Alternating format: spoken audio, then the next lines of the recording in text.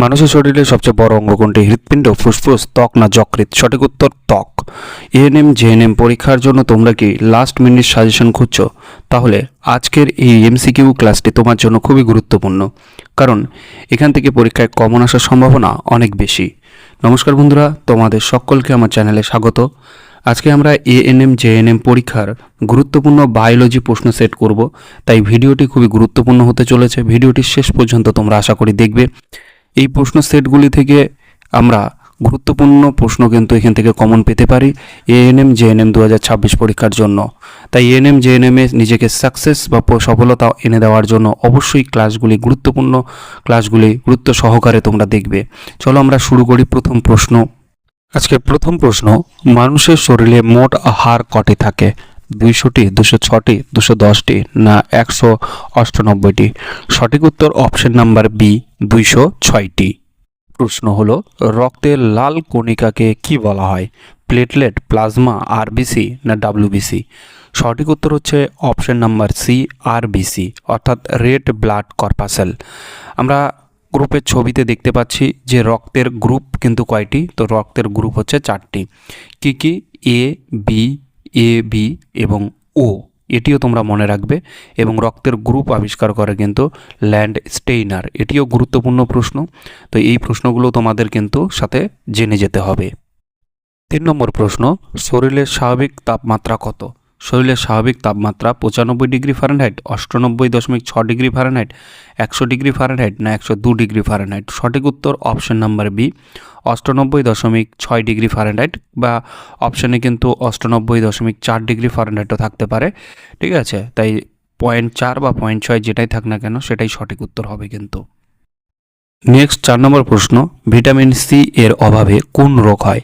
Option number A, রাতকানা, B scurvy না rickets না অপশন নাম্বার ডি অ্যানিমিয়া?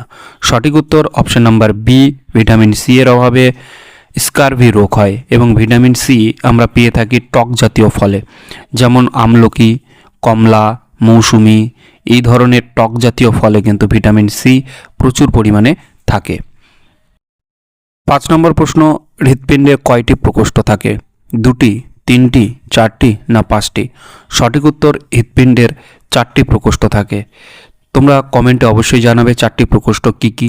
তার মধ্যে আমি 2টি বলে দিই, একটি হলো অলিন্দ, ডান অলিন্দ এবং বাম অলিন্দ। বাকি 2টি প্রকোষ্ঠ অবশ্যই তোমরা কমেন্ট বক্সে জানাবে। প্রশ্ন নম্বর 6, রক্তচাপ মাপার যন্ত্রের নাম কি? থার্মোমিটার, স্টেথোস্কোপ, স্পেকট্রোম্যানোমিটার না ইসিজি? সঠিক উত্তর অপশন নাম্বার সি, স্পেকট্রোম্যানোমিটার যন্ত্রের মাধ্যমে রক্তচাপ মাপা হয়। মানুষের স্বাভাবিক রক্তচাপ কত? 120/80। 120/80 হলো মানুষের স্বাভাবিক রক্তচাপ। তো বন্ধুরা, তোমাদের জানিয়ে রাখি এখানে এই চ্যানেলে এরপরে জেএনএম রিলেটেড বিভিন্ন প্রশ্নের সেট আসবে, তাই অবশ্যই চ্যানেলটি তোমরা সাবস্ক্রাইব করে রাখবে। প্রশ্ন নম্বর 7, মানুষের শরীরে সবচেয়ে বড় অঙ্গ কোনটি? হৃৎপিণ্ড, ফুসফুস, ত্বক না যকৃৎ? সঠিক উত্তর হচ্ছে মানুষের শরীরে সবচেয়ে বড় অঙ্গ কিন্তু হলো ত্বক বা চামড়া, হচ্ছে মানব শরীরে সবথেকে বড় অঙ্গ। এবার যদি বলে মানব শরীরে সবচেয়ে বড় তন্ত্র কি, তাহলে কিন্তু সঠিক উত্তর হয়ে যাবে লিভার বা যকৃৎ, মানুষের শরীরে সবথেকে বড় তন্ত্র। ঠিক আছে, নেক্সট আমরা 8 নম্বর প্রশ্নে যাব। 8 নম্বর প্রশ্ন, ডায়াবেটিস রোগে কোন হরমোনের অভাবে হয়? থাইরক্সিন, অ্যাড্রিনালিন, ইনসুলিন না গ্রোথ হরমোন? সঠিক উত্তর ডায়াবেটিস রোগ হয় ইনসুলিন হরমোনের অভাবে।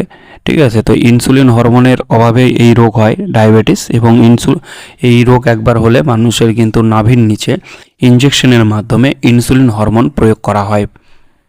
9 নম্বর প্রশ্ন, নবজাতকের শ্বাসকষ্টের প্রধান কারণ কোনটি? অতিরিক্ত দুধ পান, বি নম্বর অপশন ফুসফুসে অপরিপূর্ণ পরিপক্কতা, সি জন্মের পরই জোরে কান্না, শরীরের তাপমাত্রা বেশি? তাহলে নবজাতকের শ্বাসকষ্টের প্রধান কারণ হচ্ছে জন্মের পরপরই জোরে কান্না করা। এর ফলে কিন্তু নবজাতকের শ্বাসকষ্টের প্রধান সমস্যা এটি।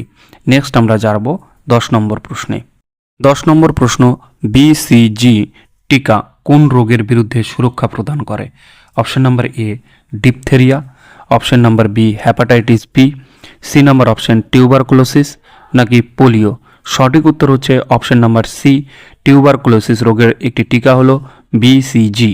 ঠিক আছে, তো আজকের ভিডিও এই পর্যন্তই। মোট 10টি প্রশ্ন আজকের ভিডিওতে আমি রেখেছিলাম এবং এই 10টি প্রশ্ন এএনএম জেএনএম এর পরীক্ষার জন্য খুবই গুরুত্বপূর্ণ। তাই সঠিক প্রস্তুতি এনে দিতে পারে সফলতা।